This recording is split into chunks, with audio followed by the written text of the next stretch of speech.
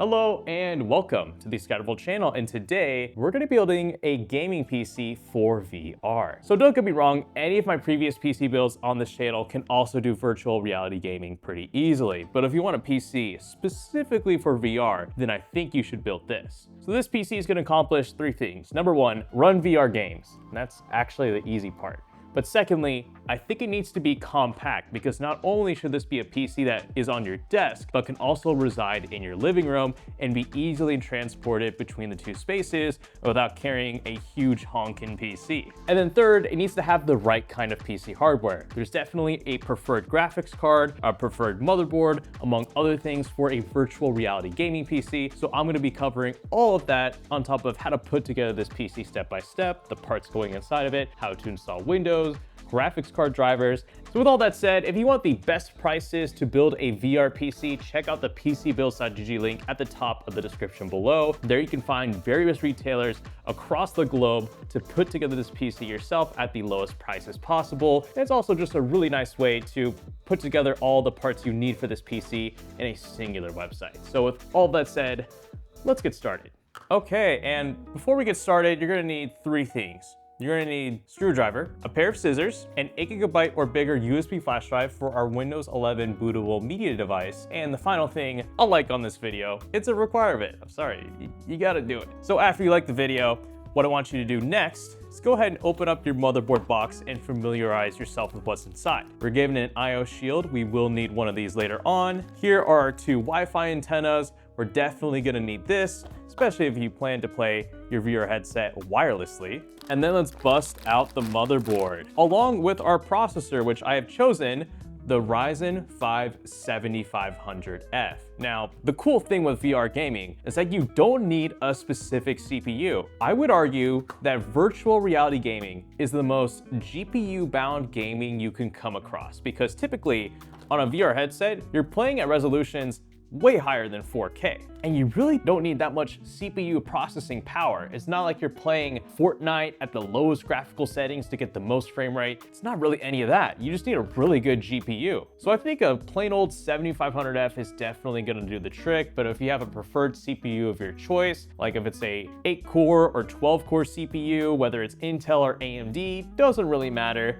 This just has really good price to performance, even for games outside of VR. And since we're going with a 7500F, we don't need that extreme of a motherboard. So I'm going with this ASRock B850M X Wi-Fi. Spoiler alert, it really doesn't matter what brand of motherboard you choose. It can be Asus, it can be MSI, it can be ASRock. But the one thing it needs to have is Wi-Fi, and more specifically, at least Wi-Fi 6E. Now, don't get me wrong, and I'll show you this real quick. If you want to spend a little bit more money, you can get a B850 motherboard like this one here from ASRock that has Wi-Fi 7 right here.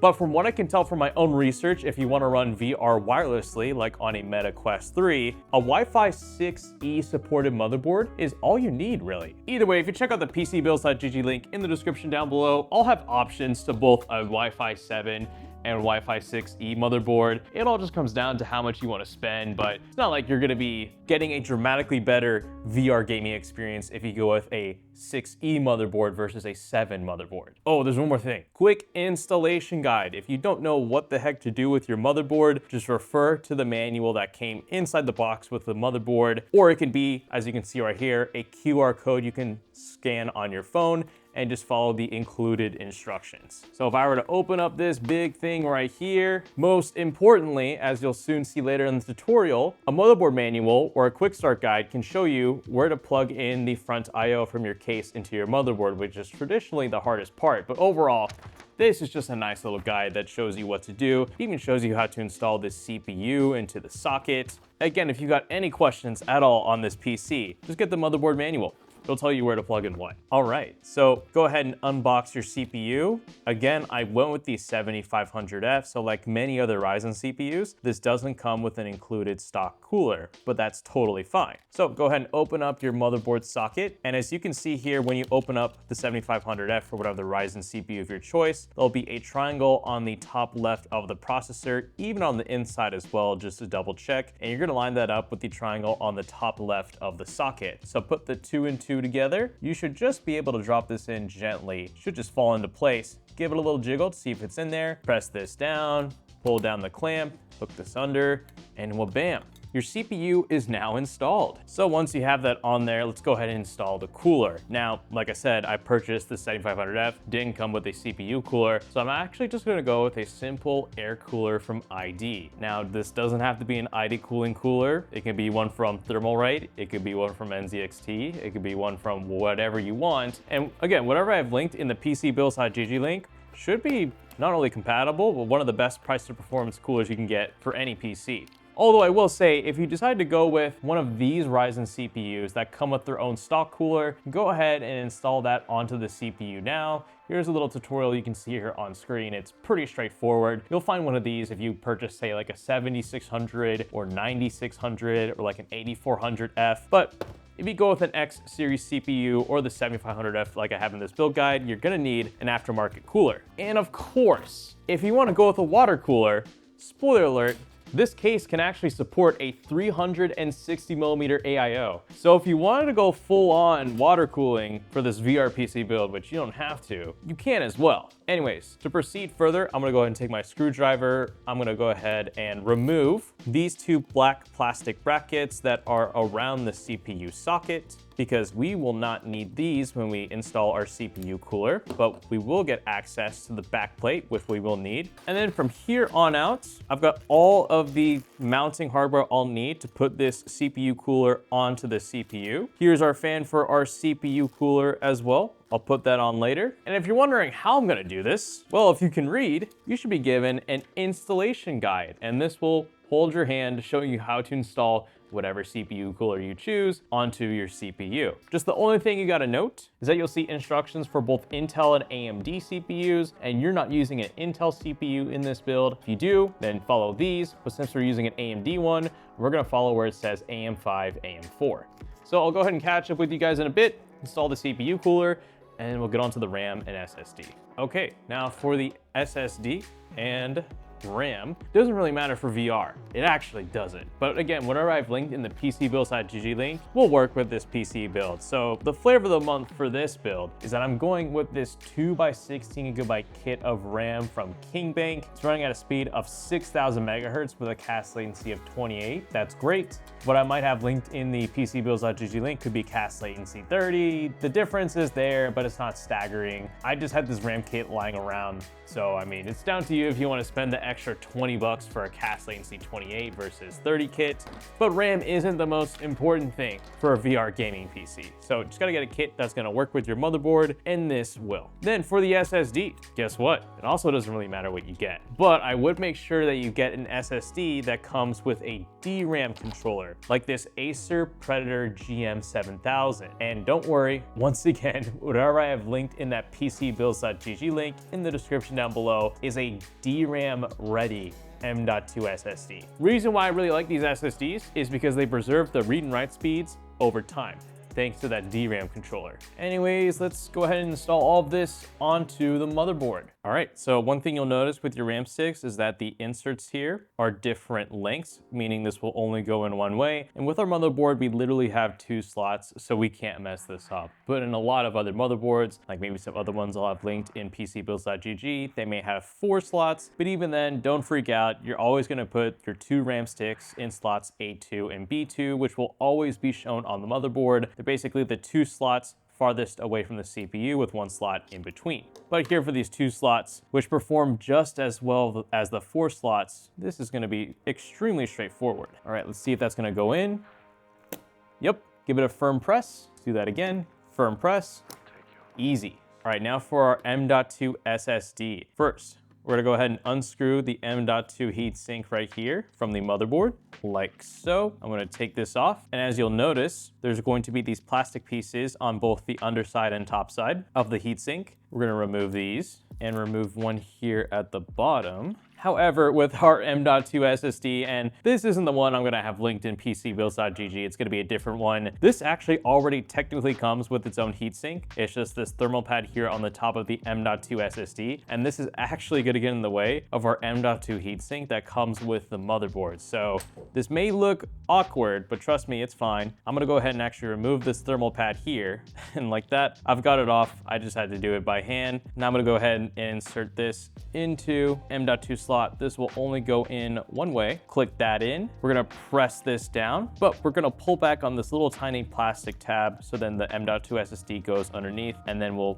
push this thing back through the other way so then it can lock into place like that. Then we'll take our M.2 heatsink from the motherboard, put it back on top of the M.2 SSD, and then we will just go ahead and screw these in. Done. And for the case, like I said, one of the core tenets I wanted to fill with this VR PC build is having a compact PC case that can either be at your desk or can be in your living room. And for that, I've chosen the Lee A3. This case may look small, but funny enough, it can support micro ATX motherboards, which is actually really cool because this case, it's a bit long, but it's not necessarily tall. It's also, in terms of width, quite thin. Now, you could get this case. You could also get the Jonesbow micro ATX cases that are out there. Those actually will be smaller in length versus this, which depending on your living room cabinet or living room TV stand might actually work a little bit better. You're welcome to play around with that. And regardless, all the components I use in this PC build will fit in a smaller Jonesbow PC case, but I wanted to go for this Lee one for a few reasons. Number one, this comes in 8 different variations. It comes in either black or white, with a mesh side panel or a glass side panel, and with either a wood panel or a plain color panel. So this case comes in a lot of different flavors, so if you're someone who wants to use this at your desk more often than not, and you want a tempered glass panel in white, you can totally get it in that variation. Or if you want to do what we're doing today and make a stealthy looking PC that can blend in with your living room setup with this nice wood panel here at the front, all in black, all mesh, then you can do that as well. Anyways, before we put the motherboard into the PC case, there's one more thing we gotta do, and that's with this specific motherboard. Since it's a more affordable one, the IO shield isn't attached to the motherboard out of the box, so we gotta go ahead and put this in first. And this is actually really easy to do.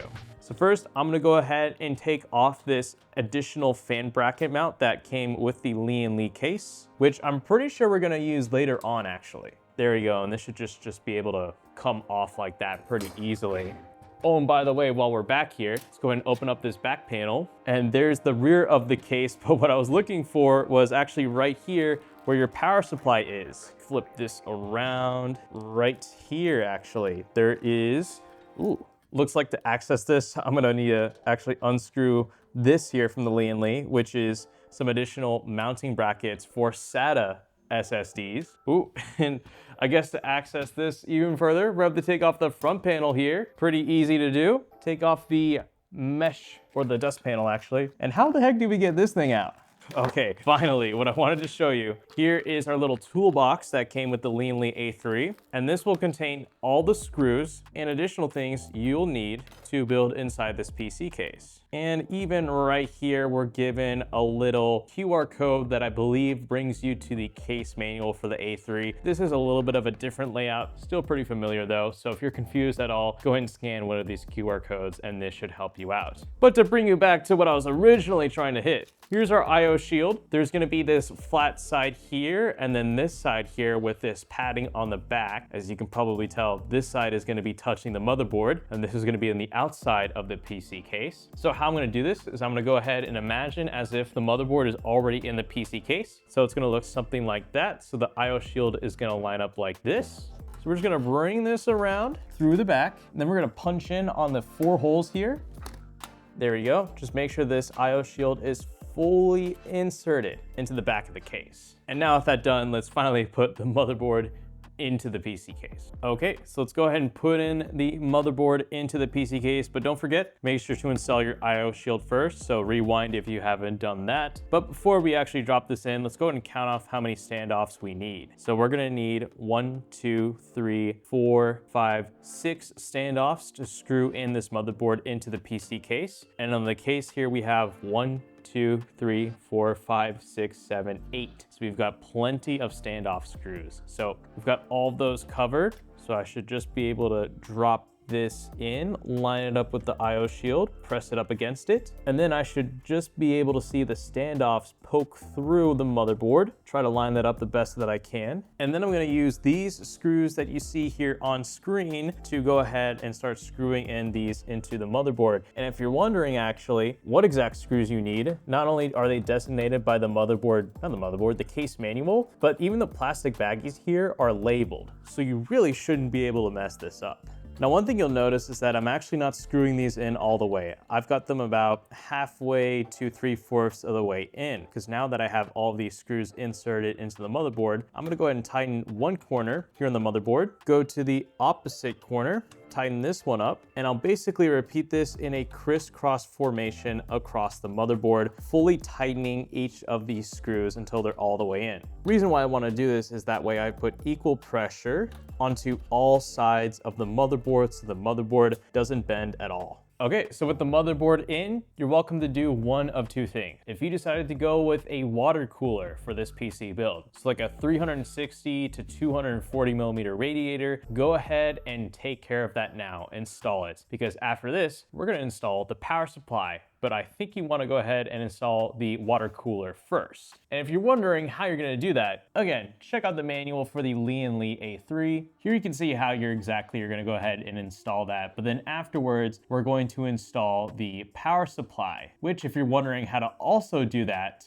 again, check out the manual here, so for the power supply, this is honestly a spare. The one I'll have linked in the PC build.gg link will be one that's more appropriate for this PC build because you don't need 1,000 watts to run a VR gaming PC with the kind of graphics card you'll eventually end up with. Probably the most you need is 750 to 850 watts. But regardless, I'm going with this gigabyte unit here that is 80 plus gold. It's gonna work. I've already used it in a previous PC build guide, so like I said, it's literally just a spare. But I guess if you are looking for a specific power supply for this kind of PC build, you can go with SFX or full-sized ATX power supplies. And I'm going with a full-sized ATX, but if you notice, this one's a little bit short. It's 150 millimeters long, and that's gonna be just fine because the power supply is basically gonna be like this inside of the PC case. Just about the only thing I'd really look out for, which again, if you check out the power supply in the PC build.gg link, you won't have to worry about this, but we gotta make sure that it's fully modular. So all the cables for this PC,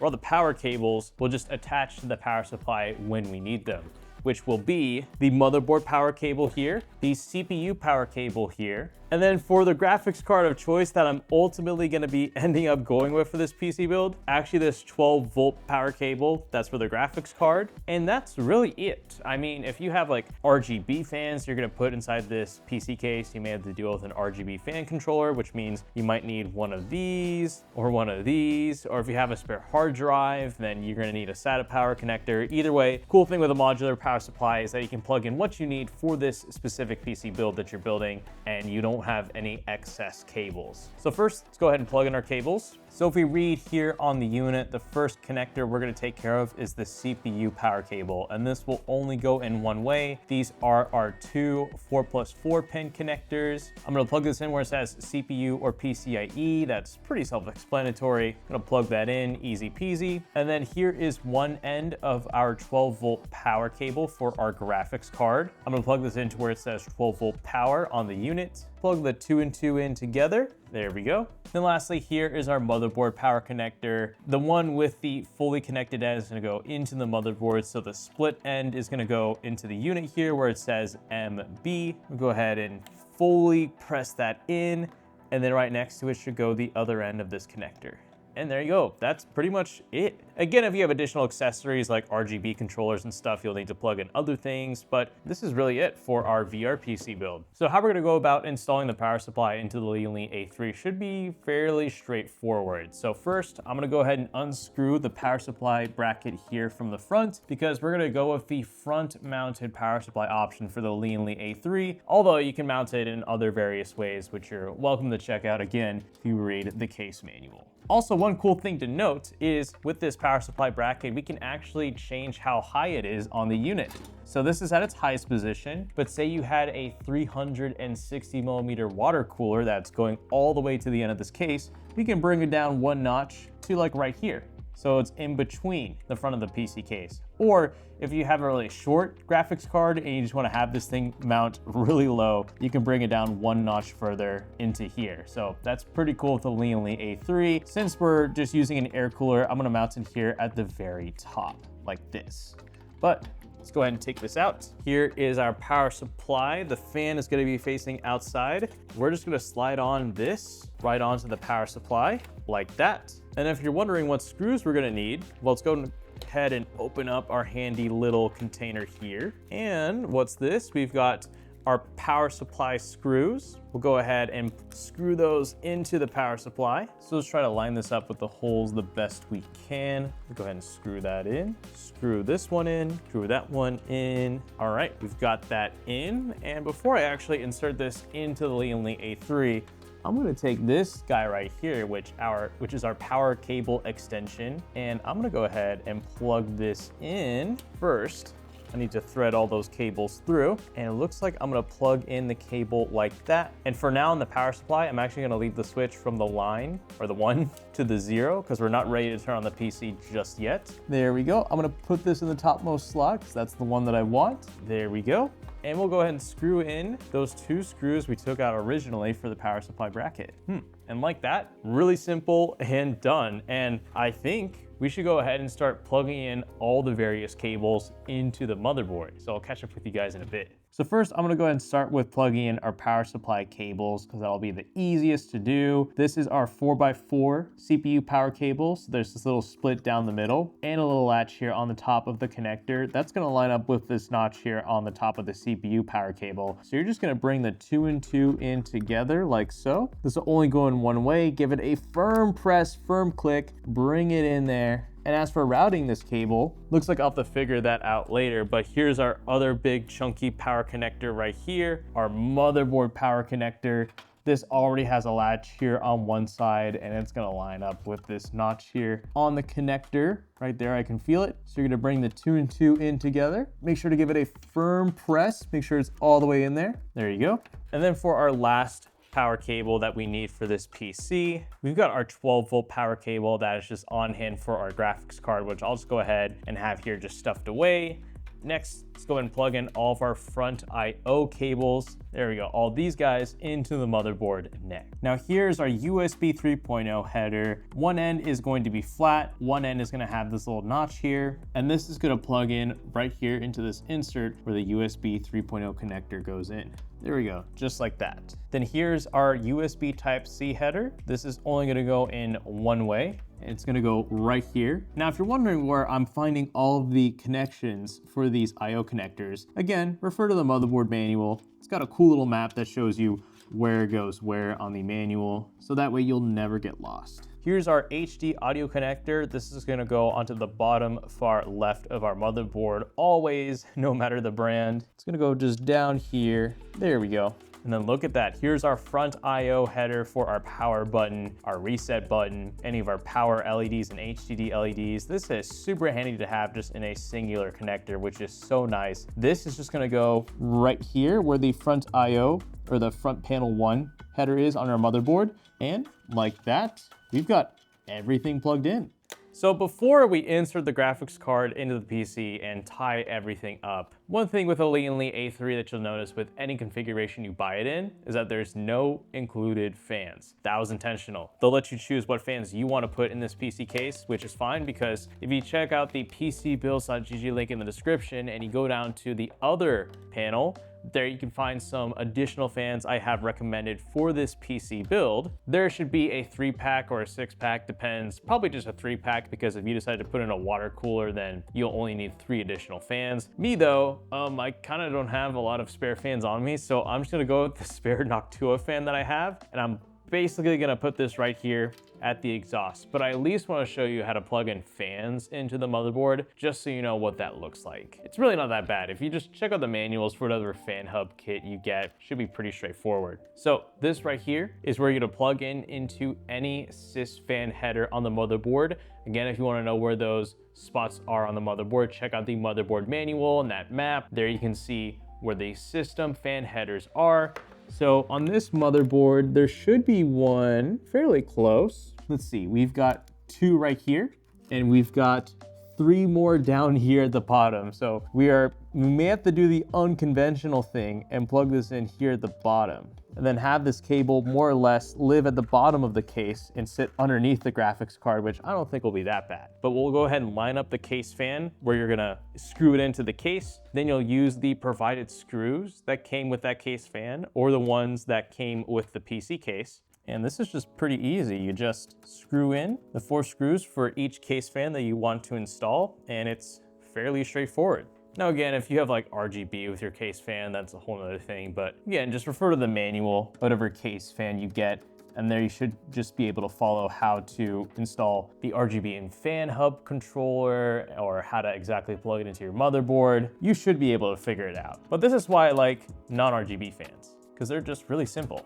Okay, there's our 1 case fan we'll use for this build. I could put on a second one actually. I think I might go ahead and put back on this bracket right here, like this, and I'm gonna throw this spare 140mm fan that I have right here, like this actually, to act as an additional intake for the PC case, since we have the mesh version of the A3, but I'll do that off camera, because let's go ahead and talk about the graphics card. Okay, and for the graphics card, you've actually got a lot of options, but some are better than others, so let me explain. TLDR, there's only one graphics card you don't want to get in a VR gaming PC, and that is one of these, an Intel Arc graphics card. The reason why is that the drivers for VR games on these Arc graphics cards are not well supported, and therefore I can't really in confidence recommend these for VR gaming. You can technically do it, but the sheer amount of AMD and NVIDIA users who game on VR seriously outweighs the amount of people who play VR on an Intel Arc graphics card. So I'm willing to bet when it comes to developers and driver updates for their games, they aren't necessarily optimizing the VR games for Intel Arc GPUs. So unfortunately, stay away from these for VR gaming PC. However, for everything else from AMD and NVIDIA, you've actually got a lot of really good choices. So when it comes to finding the best graphics card for a VR gaming PC, the #1 thing you want to look out for is memory bandwidth, because when it comes to playing games on a VR headset, you are rendering at resolutions technically higher than 4K. But I would go as far as to say memory bandwidth is a little bit more important than the sheer amount of VRAM for a graphics card, because there's actually quite a few VR games that run really well on a graphics card with only 8 GB of VRAM. However, a lot of those 8 GB graphics cards have really good memory bandwidth. So what are some good examples of those? Well, if we want to actually look at Team Green, if you're looking at an affordable graphics card for VR gaming, picking up a used RTX 3060 Ti actually makes a ton of sense. Sure, it may only have 8 GB of VRAM, but this has a 256-bit memory bus, bringing its memory bandwidth to 448 GB per second, which is actually more than an RTX 3060 with 12 GB of VRAM. That graphics card, I think, has a memory bandwidth of 300 and something, which would explain why this outperforms an RTX 3060 in VR, despite having 4 GB less of VRAM. So this would be one of my favorite budget picks. But if you want a good pick from Team Red, which I have actually played VR on this exact graphics card before, we have the Radeon RX 6800 800. This has a ton of VRAM, which will help out a little bit in VR, but it's one of the graphics cards with a 256-bit memory bus, bringing its memory bandwidth, can't recall off the top of my head, but it's gonna be above 400 gigabytes per second. So this is also really good to consider for VR if you want something from Team Red that has a lot of VRAM. But I think the best used option out there is definitely gonna have to be the RTX 3080. Sure, this may only have 10 gigabytes of VRAM, but its memory bus is 320 bits wide, and it has GDDR6X memory. So it has a very, very high memory bandwidth. I think somewhere in like the 700 gigabytes per second range, which is extremely good. So if you're looking for a graphics card that can do VR really well, but on a discount, pick up a used 3080. This would be a really excellent choice. But ultimately, if you're looking for a new graphics card choice for VR gaming, you can go with AMD or NVIDIA. Both are gonna be really excellent. Either the 9070 XT or 5070 Ti are going to be really good. I mean, if you really wanna get nitpicky with it, I'm willing to bet VR developers are going to optimize for NVIDIA GPUs first and then AMD GPUs second. But as of recording this video, for RTX 4000 and RX 7000 GPUs, they basically run about the same. So both of these will do great. But the reason why I'm gonna go with NVIDIA is, again, going back to memory bandwidth. This has GDDR7 memory, and this still has GDDR6 memory. So this has a higher memory bandwidth versus the 9070 XT. And in all fairness, you don't need a 5080 or 5090 to run VR unless you're running one of those incredibly expensive Pimax VR headsets that are running at ridiculously high resolutions, which in that case, you'd actually want like a 5090 because that thing has 32 gigabytes of GDDR7 memory on a 512-bit memory bus, which outputs stupid amounts of memory bandwidth, which is what you need for those, again, ridiculously expensive Pimax VR headsets. But just for like a Meta Quest 3 or whatever the next Valve Picard VR headset is, you won't need a 5090 to make full use of those VR headsets. A 5070 Ti, I think is just right. Even a 5080 might be a little bit overkill because it has the same memory as a 5070 Ti, so the same memory bandwidth. So all of that is to say, this is one of the few gaming PCs where I'd maybe give the slight edge to NVIDIA because they typically feature faster memory, which doesn't always necessarily help in flat PC games, so non-VR PC games, because there's plenty of instances where the 9070 XT with slower memory outperforms the 5070 Ti. But in VR, where you need memory bandwidth, these NVIDIA GPUs come with GDDR7 memory. Regardless, whatever I've linked in the PCBuilds.gg link is going to be compatible with this PC build. It could be a 5070 Ti, it could be, I don't know, a Radeon 9070 or 9070 XT. Heck, it could even be like a used RTX 3080. I don't know, you'll just have to check as of when I publish this video. Oh, I gotta go ahead and start peeling all this off. Let me go ahead and take care of this first. So first things first, let's go ahead and take off the PCI protective cover for our graphics card. Then we need to go ahead and make room for it in our PC case. So I'm gonna take out this hand screw right here, like that. There are our screws, and let's see. Our PCI cover slot is gonna line up with the topmost slot here on the Lianli case. So we'll go ahead and take out these two topmost PCI Express slots, or PCI Express covers, my bad.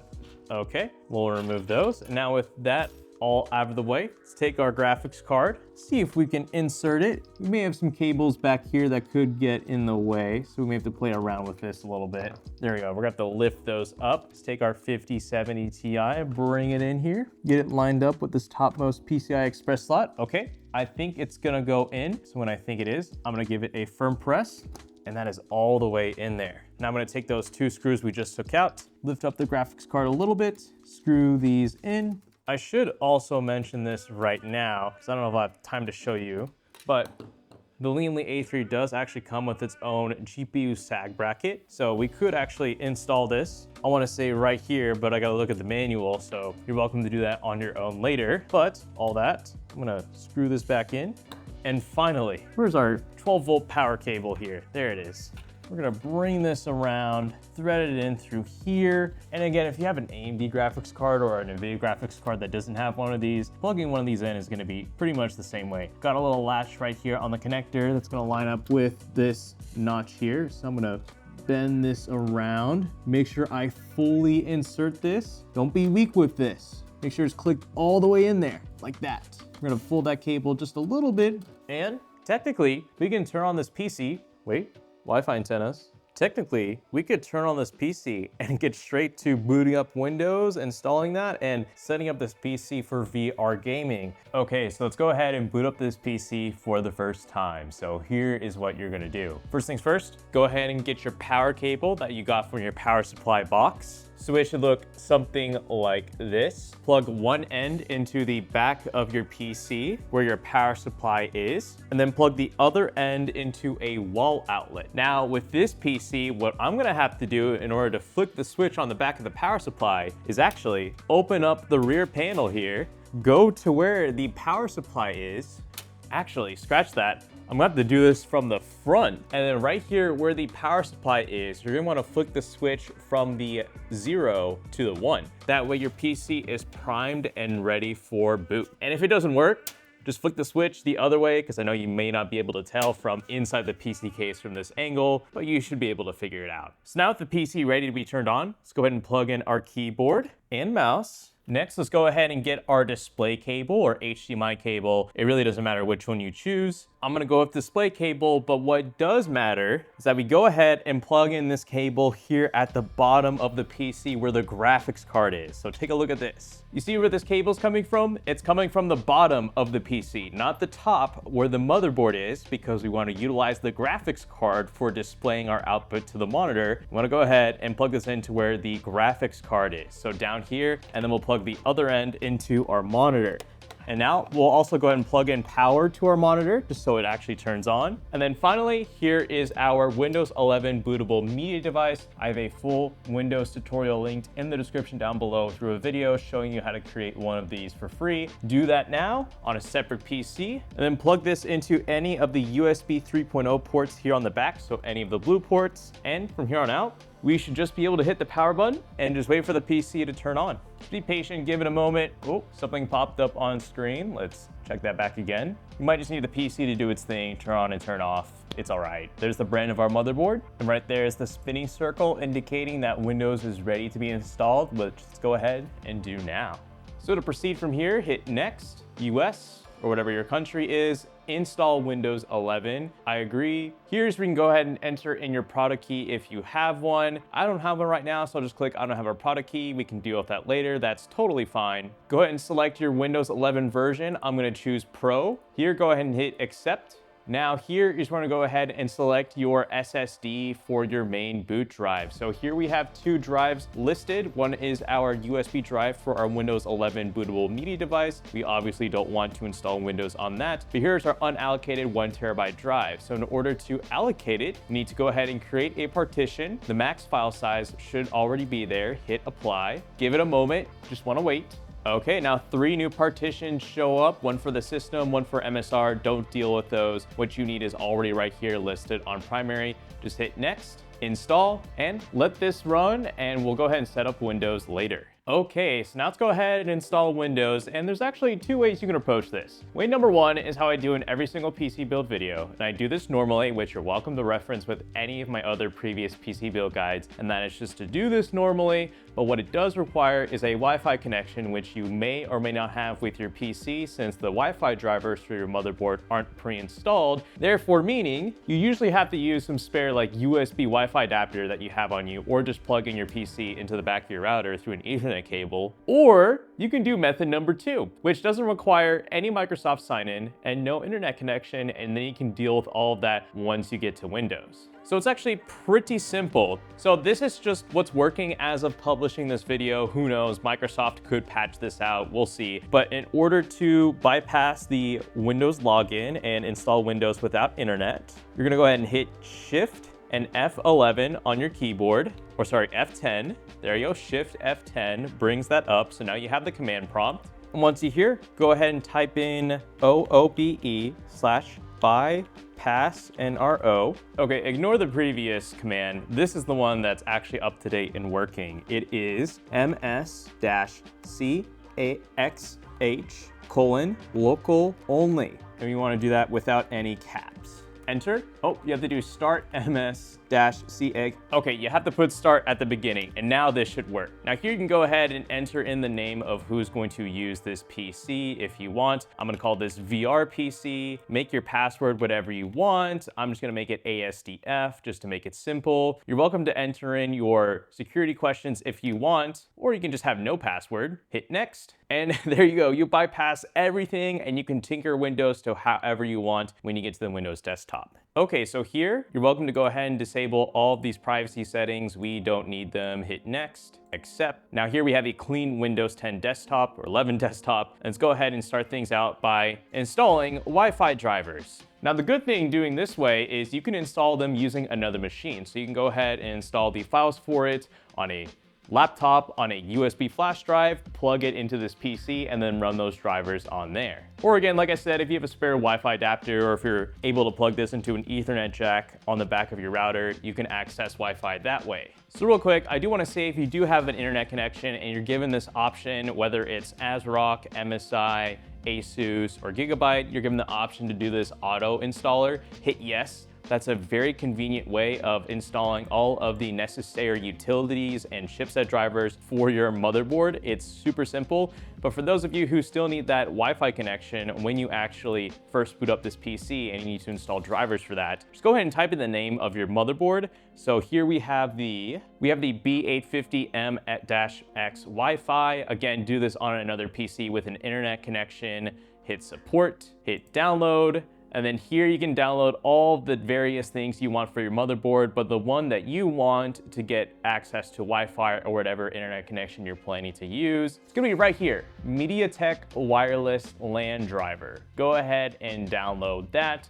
If I think I have this set up correctly, the auto driver installer that we just hit yes on earlier is gonna let us install the chipset driver, the Bluetooth driver, and the HD audio and driver. Actually, you may have to go ahead and also download that wireless LAN driver just in case, because I'm using a USB Wi-Fi stick and not the actual Wi-Fi on the motherboard. Also here, you're welcome to download the latest BIOS if you want to do that. That's a pretty easy process. But while those things are downloading, to download the graphics card drivers for your graphics card, it's really simple. If you have an AMD graphics card, just type in AMD drivers and well, bam, they're right there. If you have an NVIDIA graphics card, just type in NVIDIA drivers and well, bam, they're right there. But for our RTX 5070 Ti, what I like to download is not the GeForce Experience, but NVIDIA app. I like to download this because it's a lot better than the old GeForce Experience. So we're gonna go ahead and let that install, and while that's running, I'm gonna go ahead and extract and run these Wi-Fi drivers. So as you can see here, it says installation has been successfully completed. So our chipset drivers have finished installing, our new Wi-Fi drivers have finished installing, meaning I'm finally good to now and go ahead and install those graphics card drivers through the NVIDIA app. So hit yes. This is gonna be super straightforward. Agree and continue. And look at that, it's already downloading the latest game ready driver. So we'll go ahead and wait for that to finish. Okay, now we'll go ahead and hit install, yes, express, continue.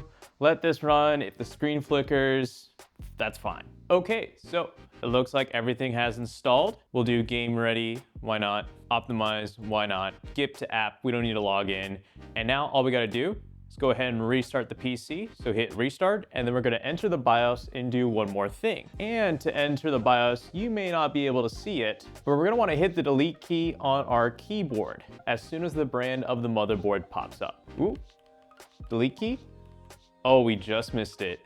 If you miss it, just type in advanced startup options into the search bar. And then right here where it says restart now under advanced startup, hit that, restart now. And when you see this, go ahead and click on troubleshoot, advanced options, UEFI firmware settings, restart, and this will let you get into the BIOS. Once we're in the BIOS, all we gotta do is click on OC tweaker, where it says DRAM profile configuration, click on that, and then change auto to Expo. That is the recommended speed for all AMD processors, and it allows your RAM to run at its full advertised speed. that's pretty much it. You can tinker around with other settings in the BIOS because across different motherboard brands, the BIOSes are pretty much the same. So we'll hit exit, save changes and exit, and now you're ready to get to VR gaming. Okay, so I know you clicked on this point in the video because it says VR benchmarks, but you may be asking, where is the VR gameplay? Well, to keep things short, I never got around to it. For good reason. I may or may not have been low-key putting off this build guide for a little while, needing to finish it, and therefore I have 2 days until I gotta move out of this house, and I don't have time for it. But what I will show you is this YouTube video of someone benchmarking a very similar system to this with an RTX 5080 and a Radeon RX 9070 XT in VR across this intense flight simulator game, Le Mans Ultimate, and I think Assetto Corsa Evo, all in VR. And the performance of this PC, if you were to go for the 5070 Ti, should slot somewhere in between the 5080 and the 9070 XT in VR, which is to say, you're good. If you're spending upwards of $700 on a graphics card, you're gonna be able to run VR, which that could also go for even like a 3080. Like a really old used RTX 3080 could also do VR, which is actually what I got on the PC right now because I'm giving this PC away to my neighbor. And he kind of wants a computer because he's been on PlayStation 5 for the longest time, but you know, Mr. Build all the computers next door probably should gift him a PC. So this is my going away gift for him. But regardless, what I want to point out is that VR isn't the bleeding edge of technology right now for gaming in PC. It's ray tracing and frame generation. VR was very much a thing during the pandemic with Half-Life Alyx. That was the most impressive feat of VR technology we've seen to date. But as of right now, it's mostly reserved for sim racers who have very high resolution VR headsets and people who just do VR chat. So really, you don't need a specific PC hardware-wise to run VR. Pretty much anything's gonna run it. I would just keep in mind where you're gonna be placing this PC. Is it going to be in your living room? Because if so, you may need something a little bit compact like what I built here today, which is to say if you wanted to build this PC yourself, I've got that full PCbuilds.gg link in the description down below showing you how to create, not how to create, how to get all the parts you would need to assemble this PC yourself, whether you're in the United States, Europe, or anywhere else. Otherwise, that is it for today's video. Thank you so much for watching, and this is the Scatterable channel, signing out.